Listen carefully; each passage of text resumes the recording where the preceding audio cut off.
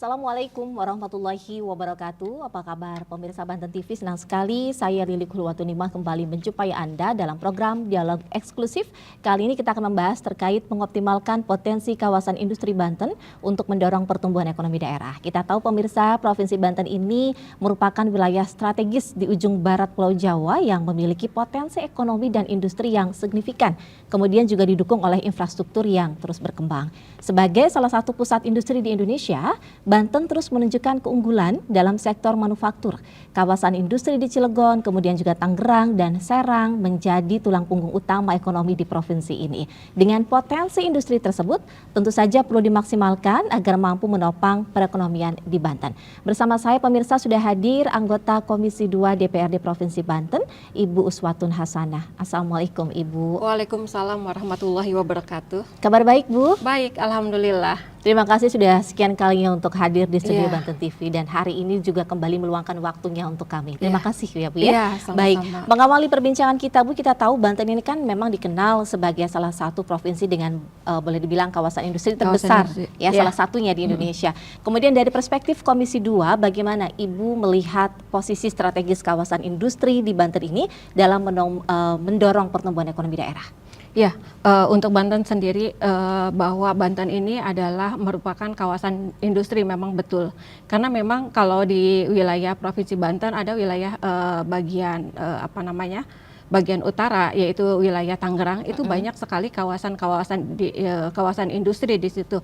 Dan memang ini juga merupakan juga penopang bagi ekonomi yang ada di Banten, terutama untuk menyerap tenaga-tenaga kerja lokal tentunya.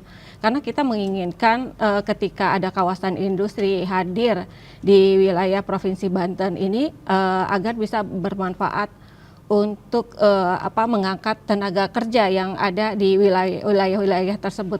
Dan juga kawasan industri di sini juga saya harapkan juga bisa memberikan dampak yang positif bagi masyarakat tentunya. Oke, dan itu memang apakah Ibu sudah melihat, sudah terbukti memberikan dampak yang positif untuk masyarakat sejauh ini Ibu melihat? Ya, mungkin perlu digarisbawahi untuk industri-industri yang ada di wilayah Tangerang atau wilayah yang lainnya, karena memang industri itu kan banyaknya wilayahnya. Wilayah yang pertama wilayah Tangerang, lalu wilayah yang kedua adalah wilayah Serang juga banyak sekali industri, lalu kota Tangerang bahkan mungkin hampir seluruhnya sama ya.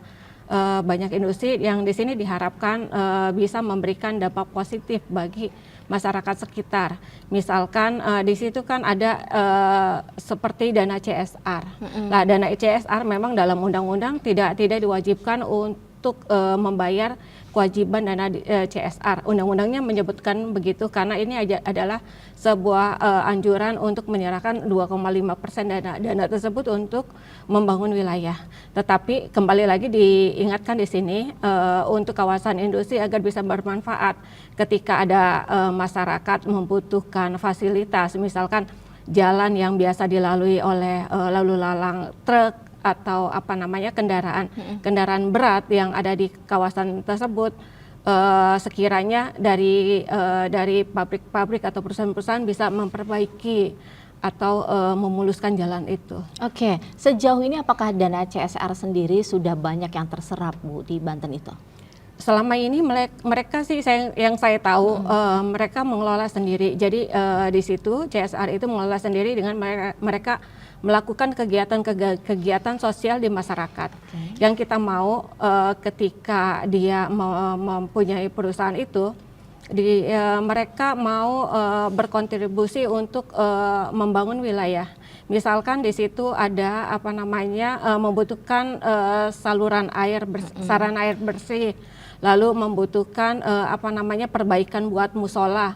Lalu juga membutuhkan buat misalkan di situ ada yang tua jompo membutuhkan kursi roda buat buat orang-orang jompo disabilitas atau yang itu lansia. Ya, lansia. Tetapi yang saya lihat di sini memang untuk perusahaan-perusahaan hanya sebatas seremoni belaka, yaitu sebatas hanya santunan anak yatim, lalu memberikan kalau biasanya kalau mau sekolah itu kan memberikan peralatan sekolah juga gitu loh. Oke, baik Ibu, boleh digarisbawahi selama ini dana CSR mungkin hanya diperuntukannya seremonial belaka, belum menyentuh langsung untuk pembangunan wilayah begitu. Bagaimana dorongan dari Komisi 2 sendiri? Dorongan dari Komisi 2 sendiri, kita beberapa kali datang ke perusahaan-perusahaan, memang tidak semua perlakuannya tidak semua sama, tetapi di sini juga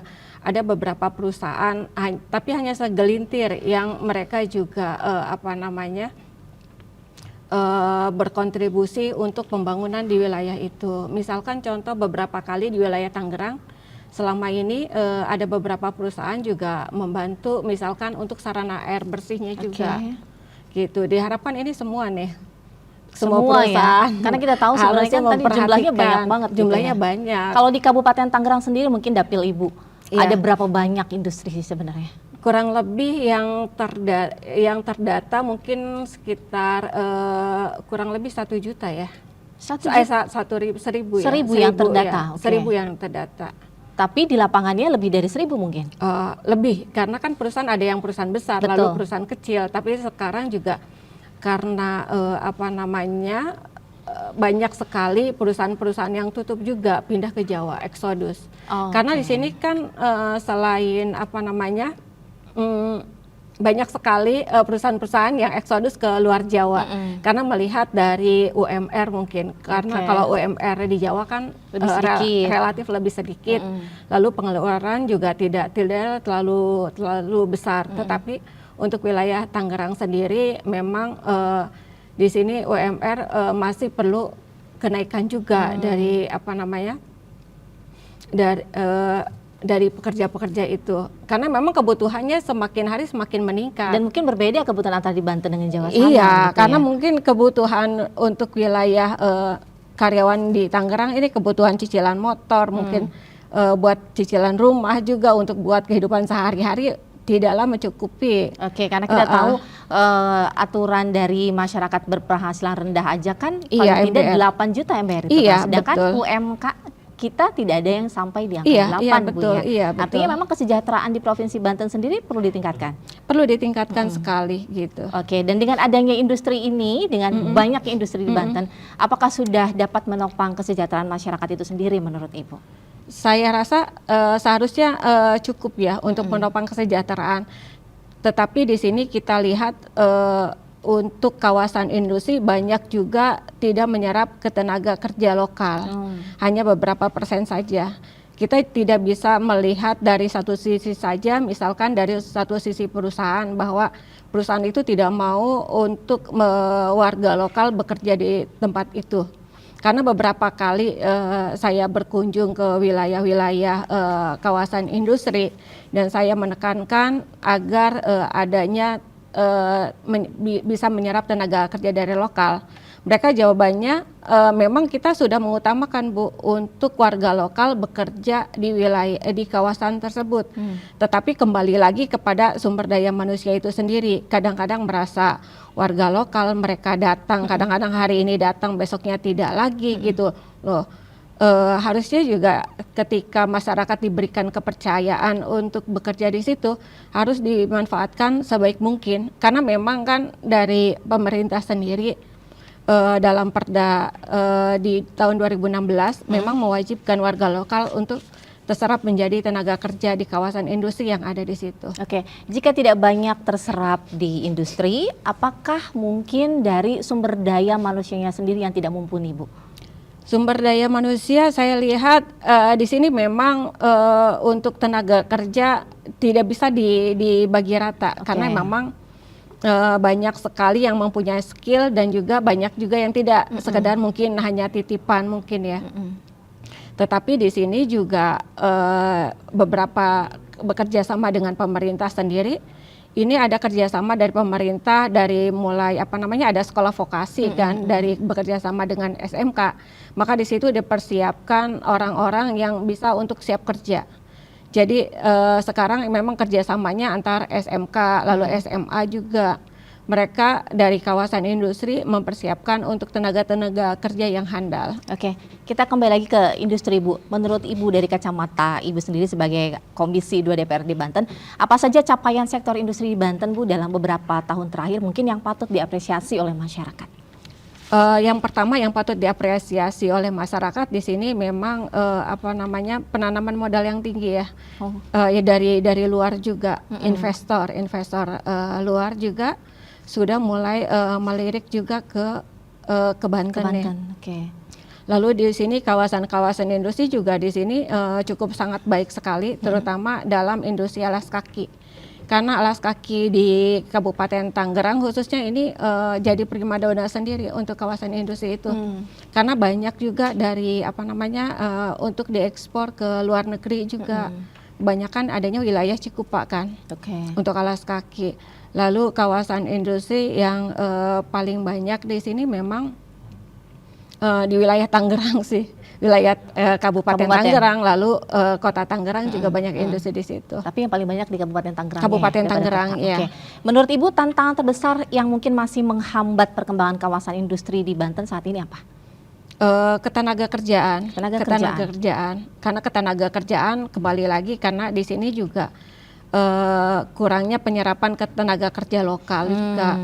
Tetapi dari masyarakat itu sendiri juga harus perlu diingat ketika sudah diberikan kepercayaan untuk bekerja di suatu kawasan, itu harus juga mempunyai tanggung jawab. Tanggung jawab secara moral, lalu tanggung jawab secara skillnya. Jadi dia juga harus menguasai beberapa skill juga. Lalu dorongan dari Komisi 2 agar penyerapan tenaga kerja lokal ini mungkin lebih banyak daripada yang dari luar Banten apa, Bu? Harus ada pengawasan. Kita datang ke pengawasan ke beberapa pabrik, ke beberapa perusahaan dan kita lihat datanya apakah sudah memenuhi atau belum penyerapan tenaga kerja lokal. Dan juga di situ juga kita harus mengawasi regulasinya secara jelas juga, karena di sini juga kan dari perusahaan-perusahaan sudah bekerja sama dengan sekolah-sekolah. Apakah nanti setelah sekolah-sekolah bekerja sama, misalkan anak-anak SMK nih ada jadwalnya magang di perusahaan-perusahaan, kita juga harus melihat ketika sudah magang nih beberapa bulan di perusahaan itu, kira-kira berapa persentasenya sih yang diserap sebagai menjadi tenaga kerja di situ. Oke, tadi kan disebutkan di awal memang beberapa wilayah yang terbesar industrinya itu ada di Kabupaten Tangerang, Kabupaten Serang, Cilegon, sebagian juga di Kota Tangerang dan yang lainnya. Kemudian menurut Ibu apakah potensi itu sudah bisa dimanfaatkan secara baik gitu, Bu? Haruskah mungkin industri juga bisa merata di 8 kabupaten kota atau disesuaikan dengan karakter masing-masing wilayahnya? Ya, itu harus disesuaikan sama karakter wilayah masing-masing. Kita tidak bisa bagi rata dengan wilayah, misalkan wilayah utara, wilayah selatan, karena kita melihat daripada karakteristik daripada wilayah-wilayah tersebut. Misalkan selatan itu kan kebanyakan pertanian, lalu perkebunan juga, kehutanan juga ada di wilayah selatan. Tetapi kalau industri ini kebanyakan di wilayah perkotaan. Dan ini juga sangat baik sekali karena untuk menumbuhkan perekonomian masyarakat di sekitar. Ketika kita melihat ada kawasan industri di sebuah wilayah di kota, misalkan kota wilayah Tangerang, Kota Tangerang atau Kabupaten Tangerang, itu mulai tumbuh perekonomian di situ, perekonomian sekitar. Misalkan ada pedagang-pedagang yang dagang dadakan lah, yang ada yang jual es, ada yang jual nasi, lalu ada yang jual minuman juga. Maka dari situ sangat baik sekali untuk kemanfaatannya bagi masyarakat sekitar. Oke, kita tahu Bu dalam pertumbuhan industri juga kan perlu ditopang oleh berbagai hal. Salah satunya adalah kesiapan infrastruktur seperti jalan, kemudian air baku dan yang lainnya. Menurut Ibu sudah sejauh mana dorongan dari pemerintah untuk mendukung pertumbuhan industri ini, termasuk dari infrastruktur dan lain-lain?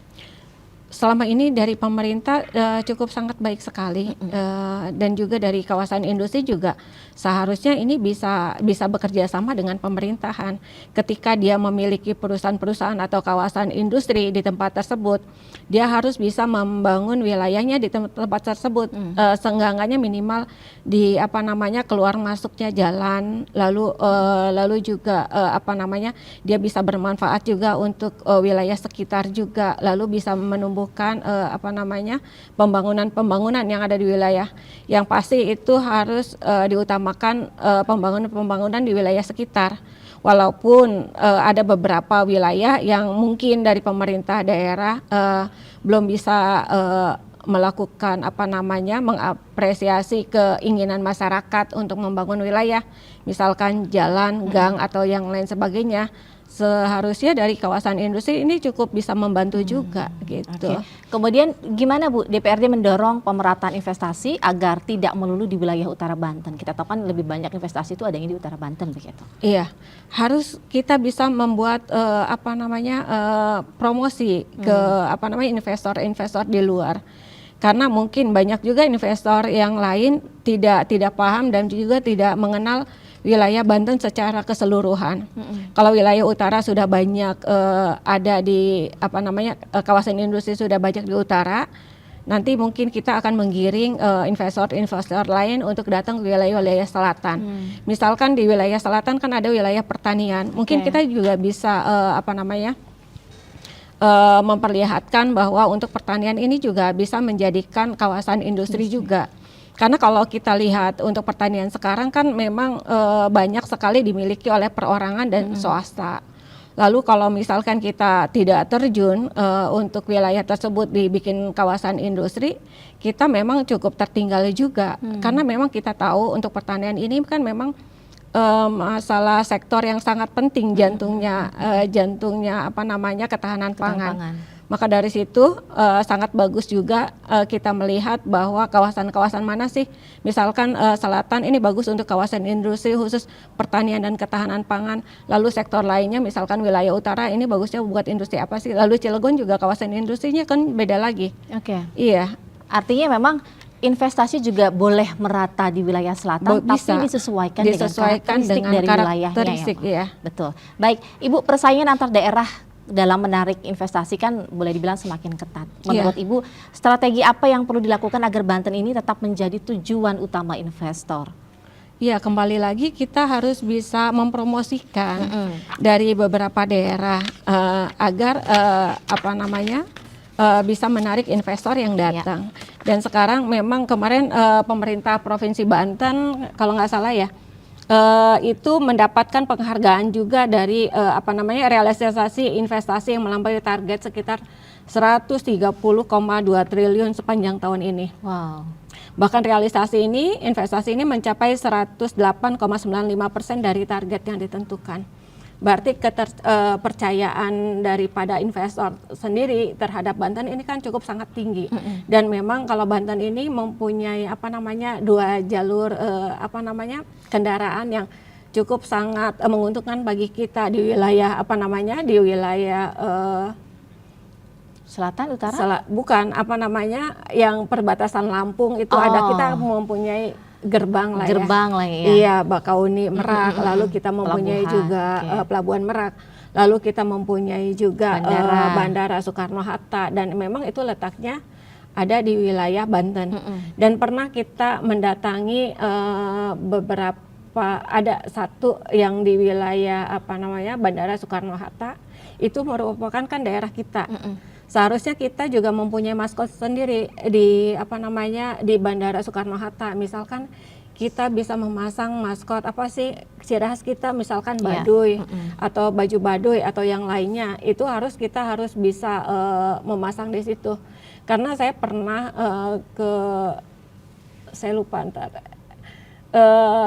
di luar daerah tentu. Di Bandara Soekarno-Hatta, maskotnya malah itu Abang None Betawi itu ondel-ondel. Kita juga agak rancu jadinya. Iya, kita sempat menegur juga. Kita datang ke kawasan kita sendiri, tetapi di situ maskot yang terpasang adalah ondel-ondel. Yang mana ondel-ondel kita tahu itu kan dari Jakarta. Kita juga minta mengganti, kalau bisa nanti saya kunjungan lagi ke sini, itu maskotnya harus diganti, jangan ondel-ondel lagi. Karena kita merasa bahwa Bandara Soekarno-Hatta juga punya Tangerang gitu loh. Tapi yang memang yang ada dalam kacamata orang lain itu mengiranya Bandara Soekarno-Hatta itu memang di Jakarta. Padahal itu memang Tangerang punya Provinsi Banten, iya, begitu betul, ya.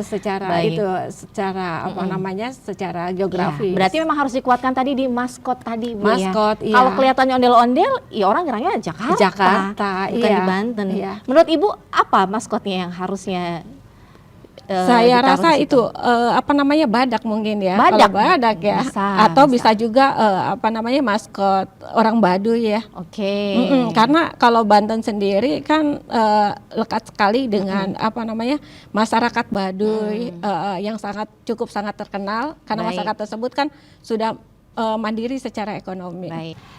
Menurut Ibu, apa bentuk sinergi antara DPRD, kemudian pemerintah daerah, pemerintah pusat juga bahkan dan pelaku industri dalam menciptakan iklim investasi yang sehat?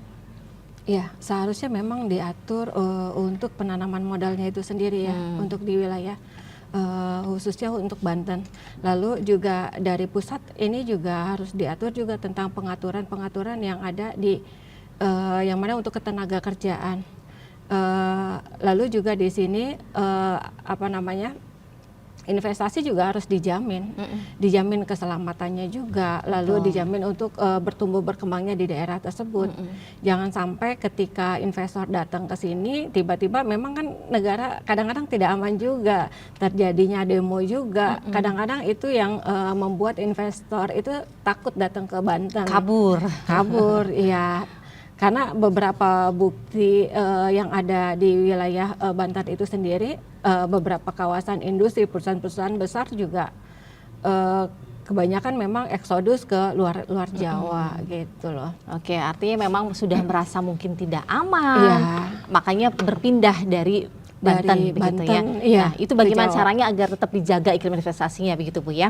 Kemudian menurut Ibu, sektor industri apa yang paling prospektif untuk dikembangkan mungkin dalam 5 hingga 10 tahun ke depan di Banten ini? Iya, tentunya di sini dari tahun ke tahun memang perkembangannya beda-beda. Jadi kalau untuk 5 tahun 10 depan, menurut kacamata saya ini adalah sebenarnya sektor digitalisasi. Karena digitalisasi sekarang kan memang cukup sangat cukup sangat diminati juga, khususnya anak-anak muda. Tetapi memang di sini juga harus ada kemampuan yang lebih daripada yang dipunyai skill dari anak muda itu tersebut. Lalu juga yang kedua ini sektor daripada adanya dari kesehatan. Karena di sini juga untuk kesehatan mulai dari setelah pandemi ini kan banyak sekali perubahan. Jadi kita harus mempunyai ada penemuan-penemuan yang bagus untuk untuk kesehatan itu sendiri. Oke, berarti banyak hal yang harus diperhatikan Bu ya. Iya. Kemudian kehadiran kawasan industri ini kan kita tentu diharapkan mampu mengurangi angka pengangguran seperti yang kita jelaskan di awal begitu ya. Bagaimana DPRD memastikan masyarakat lokal itu memperoleh kesempatan kerja yang mungkin lebih besar? Ada tidak di undang-undang dalam peraturan daerah kita mungkin bahwa tenaga kerja lokal tuh presentasinya harus lebih besar dari luar daerah? Sebetulnya ada. Kita mempunyai perda sendiri, perda tahun 2016 yang mana memang pelaksanaannya sudah beberapa kali dilaksanakan, namun kadang-kadang tidak bersambut baik dengan masyarakat lokal itu sendiri. Karena beberapa kali juga saya berkunjung ke daerah, saya menekankan minta warga lokal agar diterima masuk untuk kerjaan. Tetapi itu sendiri kembali lagi kepada masyarakat itu sendiri. Dia SDM mau nggak? Berarti dia mau nggak bekerja di kawasan tersebut dengan jam kerja dari jam sekian sampai jam sekian, lalu ada peraturan yang tidak boleh dilanggar, dan dia juga harus setiap hari masuk kerja. Tetapi ada banyak sekali yang tidak mengindahkan gitu. Oke, berarti dari sumber daya manusia itu sendiri yang harus diawasi. Kemudian Bu, masih banyak perusahaan mungkin yang mengeluhkan kesenjangan antara kebutuhan industri dengan kualitas tenaga kerja sebenarnya. Apa solusi mungkin yang sedang didorong oleh DPRD? Solusinya adalah pelatihan vokasi. Biasanya kalau pelatihan vokasi itu ada di tiap-tiap sekolah menengah, kejuruan. Ini memang dari pemerintah sendiri sudah melakukan kerjasama dengan sekolah-sekolah, melakukan yang namanya sekolah vokasi. Jadi ketika kerjasama itu terjalin, sekolah vokasi dan juga nanti ada kegiatan magang juga di perusahaan-perusahaan, itu bisa dikembangkan juga. Oke, dan selama ini memang sudah ada penguatan kerjasamanya mungkin antara dunia industri dengan pihak sekolah, Bu? Ada. Terutama biasanya sih kalau anak-anak sekolah belum di kelas 3 nih, kelas 3 mereka sudah dipilih. Sudah dipilih untuk magang atau untuk dilatih menjadi tenaga kerja di kawasan industri tersebut. Oke, dan sudah banyak yang terserap? Banyak sekali, alhamdulillah. Tapi juga kan mungkin saja banyak juga SDM di Banten yang memang mencari kerjanya di luar Banten. Iya. Ya kan, padahal banyak industri di sini begitu. Iya, Menurut Ibu kenapa sih, Bu? Apakah memang kebutuhannya yang tadi dijelaskan kebutuhannya memang tidak sesuai dengan tenaga kerja atau seperti apa? Yang jelas di sini memang salah satunya itu. Karena kebutuhannya sangat tinggi, banyak sekali masyarakat Banten bekerja di luar. Tetapi di sini juga ada beberapa gengsi juga dari masyarakat. Ketika masyarakat kerja di luar, mereka bisa pulang. Saya bisa kerja dari Jakarta, misalkan begitu. Gengsi. Iya, sepertinya begitu. Tetapi memang untuk wilayah Banten sendiri juga untuk penyerapan tenaga kerja mungkin ini juga belum ada kesempatan juga di wilayah Banten. Jadi mereka mencoba mencari tenaga kerja, mencari pekerja di luar yang memang sesuai dengan passion atau kebutuhannya begitu ya. Kemudian Bu, di balik pertumbuhan industri kita tahu banyak industri juga mungkin di sebelahnya banyak pemukiman begitu Bu ya. Lalu bagaimana kualitas lingkungan agar tetap terjaga? Adakah pengawasan khusus dari DPRD agar adanya industri tapi masyarakat tidak terbebani dengan limbah atau yang lainnya mungkin? Iya, ada beberapa wilayah, misalkan wilayah saya sebutkan itu wilayah Balaraja khususnya. Wilayah Balaraja ada beberapa kali saya bertemu masyarakat dan mereka mengeluhkan. Jadi di wilayah itu kualitas airnya buruk karena memang kadang-kadang tercemar juga dari limbah industri juga. Gitu. Maka dari situ kita juga ketika kita tidak ada pengaduan, kita juga tidak bisa langsung menyidak tersebut. Jadi sebisa mungkin masyarakat juga proaktif terhadap kita ketika ada masalah dengan kawasan industri yang ada di sekitar, misalkan tentang kebersihan airnya kah atau polusi udaranya, boleh langsung disampaikan ke kita. Oke, jika ada aduan atau keluhan dari masyarakat, menurut Ibu solusinya apa? Apakah mungkin DPRD juga mempertemukan kedua belah pihak atau mengadukan juga ke pemerintah atau seperti apa? Yang pertama kita harus sidak dulu. Kita sidak dulu, kita ke kawasan industri, kita lihat apakah betul adanya sekitar, lalu kita juga melihat wilayah perumahan itu apakah memang betul ada pencemaran atau tidak. Lalu ketika kita sudah melihat, lalu kita juga akan mempertemukan kedua belah pihak, lalu kita carikan solusinya bersama. Oke, dan sejauh ini sudah pernah ditemukan adanya keluhan dari masyarakat itu sendiri terkait industri? Selama ini secara lisan aja, Kak. Secara lisan. Tidak ada yang tertulis? Seharusnya memang tertulis. Kalau lisan berarti tidak bisa diapa-apakan begitu ya? Iya, kita juga memang agak-agak susah juga ketika kita ada pengaduan itu secara lisan, kita juga tidak bisa langsung datang ke kawasan tersebut untuk menyidak. Oke, kemudian Ibu, menurut Ibu apakah konsep kawasan industri hijau atau green industrial estate juga mungkin sudah menjadi perhatian dan akan diterapkan di Provinsi Banten? Iya, itu sangat bagus sekali untuk diterapkan di wilayah Provinsi Banten. Agar lebih hijau, lebih aman, limbahnya juga tertata begitu ya. Betul. Kemudian menurut Ibu bagaimana agar keberadaan kawasan industri ini bukan hanya menguntungkan perusahaan besar saja, tapi juga turut berbagi dengan UMKM lokal sekitar? Iya. Memang beberapa kali juga saya mengingatkan ke kawasan industri ketika mereka mempunyai produk yang mana produk itu membutuhkan beberapa bahan baku khususnya, itu kita minta secara langsung ketika ada bahan baku yang sekiranya ada di wilayah masyarakat sekitar agar bisa memanfaatkan, karena masyarakat sekitar misalkan wilayah selatan kan ada masyarakat UMKM-nya mempunyai kelapa, lalu mempunyai kopi, Betul. lalu mempunyai padi, itu bisa dimanfaatkan secara langsung. Oke. Gitu. Tapi selama ini sudah bisa dimanfaatkan? Sudah Sudah ada banyak beberapa, UMKM juga sudah yang banyak terserap. ya. Oke.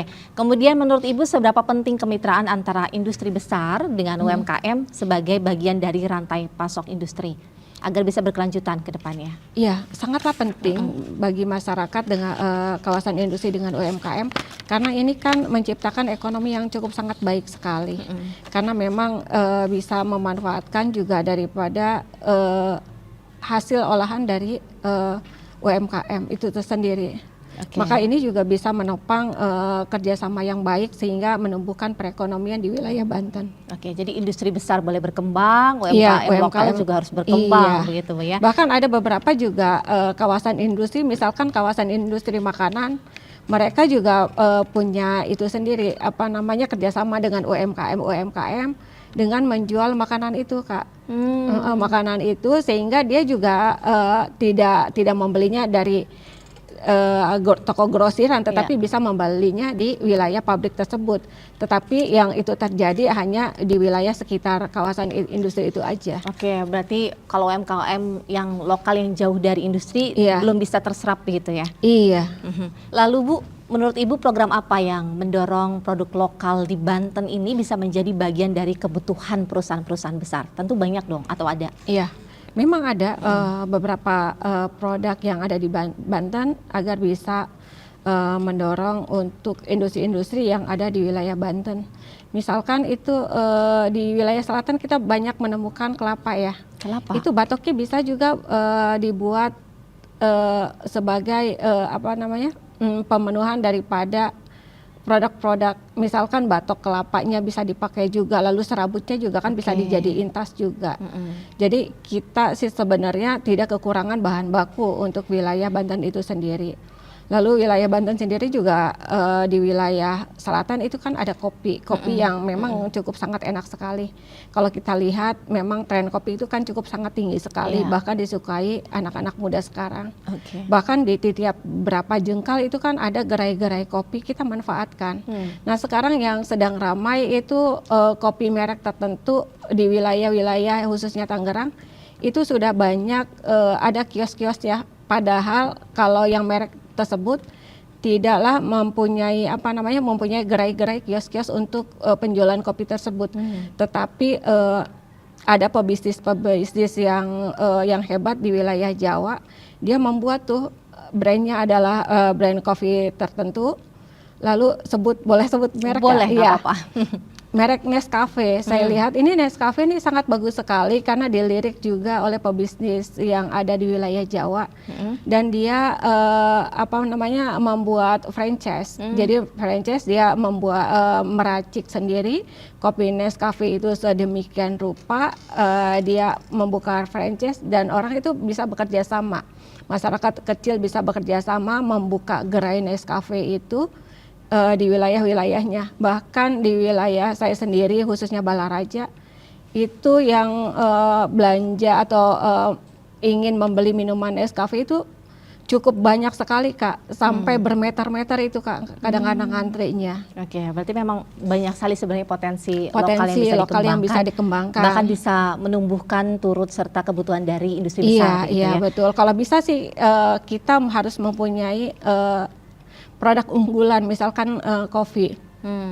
Kita buat brandnya sedemikian rupa, kita juga bikin promosinya juga agar masyarakat di luar Banten itu cukup bisa menikmati kelezatan daripada kopi itu sendiri gitu. Oke, kemudian Bu, transformasi digital tentu menjadi keniscayaan kita tahu Bu ya. Kemudian menurut Ibu bagaimana kesiapan kawasan industri Banten ini dalam menghadapi era industri 4.0 dan juga ekonomi digital? Karena kita tahu bahwa industri besar maupun kecil harus sudah masuk dengan digitalisasi. Ya, digitalisasi ini karena memang sudah zamannya sekarang ini memang harus bisa digitalisasi, karena kalau kita tidak bisa digital itu agak sulit sekali. Ketika kita misalkan mempunyai barang yang kita harus dijual dan kita promosikan, kalau kita tidak bisa terjun ke dalam digital kan agak susah juga untuk promosinya. Oke, menurut Ibu apa peluang pengembangan industri berbasis teknologi tinggi, kemudian kendaraan listrik, energi baru terbarukan maupun industri kreatif di Banten? Peluangnya seperti apa, Bu? Apakah sudah cukup baik? Peluangnya cukup sangat baik sekali, apalagi sekarang mobil-mobil listrik atau kendaraan listrik kan sudah mulai banyak dinikmati. Bahkan dinikmati ini tidak hanya skala besar saja, tetapi mulai dari skala kecil, skala menengah, ataupun skala tinggi. Skala kecil itu dalam arti di sini mereka juga bisa menikmati teknologi-teknologi, misalkan kendaraan listrik. Sekarang kan ada sepeda listrik, bahkan itu juga banyak sekali, hampir beberapa masyarakat yang ada di wilayah pedesaan itu punya sepeda listrik. Bahkan gerai sepeda listrik dimulai di pedesaan itu mulai banyak. Tetapi di sini juga perlu juga adanya pengawasan dari orang tua. Kadang-kadang orang tua mereka tidak tahu bahwa penggunaan sepeda listrik itu berbahaya. Jadi tidak dipergunakan di jalan raya, tetapi itu dipergunakan hanya sekitar wilayah perumahan atau kompleks saja. Tetapi ketika digunakan di wilayah kompleks juga harus perlu pengawasan dari masyarakat sekitar. Oke, kemudian bagaimana DPRD memandang peluang Banten menjadi pusat pertumbuhan industri nasional dalam beberapa tahun ke depan? Mungkinkah, Bu? Atau bahkan mungkin jadi terbesar di Indonesia begitu misalnya? Ya, kalau terbesar terlalu muluk. Okay. Yang pasti di sini saya berharap untuk Banten ini bisa dilirik oleh investor dari luar juga, dan juga memang letak geografis dari Banten ini juga sangat menguntungkan karena dekat dengan kota besar, dengan Jakarta. Lalu juga dari segi kita mempunyai 2 gerbang di Bakauni dan juga di Soekarno-Hatta. Kita juga menangkap bahwa ini juga Banten bisa menjadi peluang yang cukup sangat tinggi sekali agar menjadi industri yang lebih kuat juga. Artinya Banten akan lebih semakin maju industrinya ke depan gitu ya. Iya, memang sebenarnya peluang industri di Banten itu kan sangat baik begitu Bu ya, terutama untuk dimanfaatkan oleh sumber daya manusianya sendiri di Provinsi Banten. Kemudian menurut Ibu, adakah penguatan kerjasama industri mungkin dengan SMK ataupun sekolah tinggi yang selama ini sudah dilakukan atau terjalin gitu? Ya, di sini memang sudah ada antara kerjasama antara SMA, lalu juga perguruan tinggi, lalu juga kerjasama dengan balai kerja. Yang pasti di sini memang yang pertama harus bisa menyelaraskan daripada kebutuhan industri itu sendiri. Lalu di sini juga harus diberikan peluang kerja. Peluang kerja dalam arti ketika sudah kerjasama dengan SMK, lalu sudah kerjasama dengan perguruan tinggi, lalu kerjasama dengan balai latihan kerja juga, yang sudah melakukan pelatihan dalam kawasan industri itu juga harus bisa menjadi tenaga kerja juga.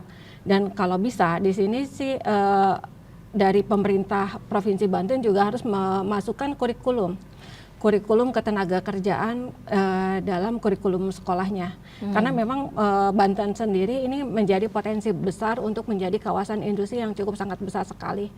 Mengingat Kabupaten Tangerang juga menjadi kota 1000 industri, ini juga perlu diingat. Maka ini juga perlu dimanfaatkan oleh pemerintah, khususnya pemerintah Provinsi Banten. Jadi diingatkan tuh harus masuk kurikulum juga ke dalam sekolah-sekolah. Dan memang belum ada kurikulum tenaga kerjaan di sekolah ini menurut Ibu? Kalau di beberapa SMK saya tahu memang ada beberapa, tetapi tidak itu kurikulum ekstrakurikuler, tidak masuk ke dalam tidak masuk ke dalam wajib. Berarti penguatan industri dengan SMK dan sekolah tinggi memang sebenarnya sudah dilakukan. Sudah dilakukan. Kita tahu di Provinsi Banten juga ada balai latihan kerja begitu Bu. Bagaimana menurut Ibu kehadiran balai latihan kerja untuk masyarakat di Provinsi Banten sendiri, apakah sudah mumpuni menurut Ibu? Balai latihan kerja memang yang saya tahu ini cukup sangat baik sekali di Banten, dan memang ini juga cukup banyak sekali menyerap ketenaga kerjaan. Karena beberapa kali testimoni dari beberapa masyarakat yang di desa yang pernah melakukan yang pernah masuk di balai latihan kerja, memang dia mendapatkan pekerjaan yang cukup sangat diinginkan sama mereka. Karena memang di balai latihan kerja kan ketika mereka masuk, mereka juga dilihat skill kemampuannya kemana sih gitu loh. Jadi memang ini kalau bisa sih harus terus ditambahkan juga, dan juga di sini juga harus ada perhatian daripada pemerintah Provinsi Banten. Oke, kemudian kita tahu kan memang kebanyakannya, banyaknya pelatihan itu lebih ke kualitas skillnya itu Iya, sendiri. betul, iya. Tapi kan yang namanya SDM juga perlu ada pelatihan karakter. Iya, Menurut betul. Ibu bagaimana sejauh ini kebutuhan pelatihan karakter untuk SDM sendiri, Bu? Ya, pelatihan karakter juga itu sendiri. Jadi harus bersamaan, skill juga ada, lalu karakternya juga ada. Karena ketika dia bekerja, dia sudah siap dengan segalanya. Karena kalau misalkan masuk hanya mempunyai skill aja, karakteristiknya tidak bagus juga kan tidak bisa juga kalau di dunia kerjaan. Oke, berarti memang harus dua-duanya, Bu ya. Iya. Tapi yang Ibu tadi di awal juga dijelaskan, banyak SDM di Banten yang memang Iya. sudah bekerja di wilayahnya sendiri, tapi akhirnya mengundurkan diri. Itu sebagian besar alasannya kenapa sih, Bu?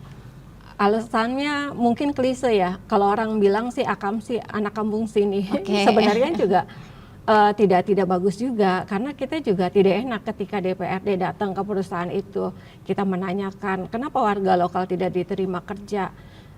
Mereka jawab, susah Bu, kita sih udah beberapa kali keluar masuk orang sekitar.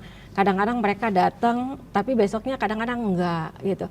Tapi kadang-kadang datang, misalkan sudah ditentukan jam kerjanya jam sekian, tetapi mereka datangnya jam sekian. Kita juga lama-lama kan nggak enak Bu. Akhirnya kita membuat orang-orang perusahaan itu agak-agak kapok juga menerima tenaga kerja dari lokal. Oke ya. Saya rasa ini juga perlu diperhatikan juga oleh warga masyarakat sekitar gitu loh. Oke, berarti memang karakternya tadi harus dibangun Iya, ya. harus dibangun. Oke, kemudian apa pesan Ibu mungkin kepada masyarakat khususnya generasi muda Banten agar mampu mengambil peluang dari pesatnya perkembangan kawasan industri?